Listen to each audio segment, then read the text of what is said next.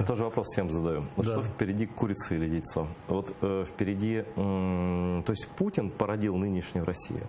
Или нынешнее российское общество породило Путина? Вот, на ваш взгляд. Ну, я думаю, что общество, которое...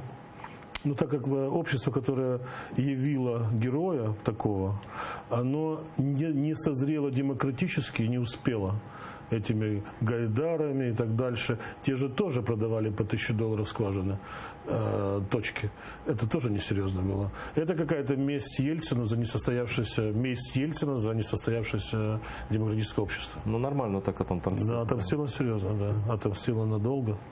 То есть он сам не мог, ну, они же люди другой формации, да, естественно, они понимали свободу по-своему.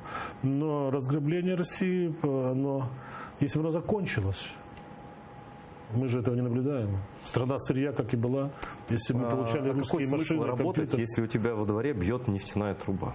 Ну, я согласен, но такая же труба бьет и в Америке. В Америке просто есть законы.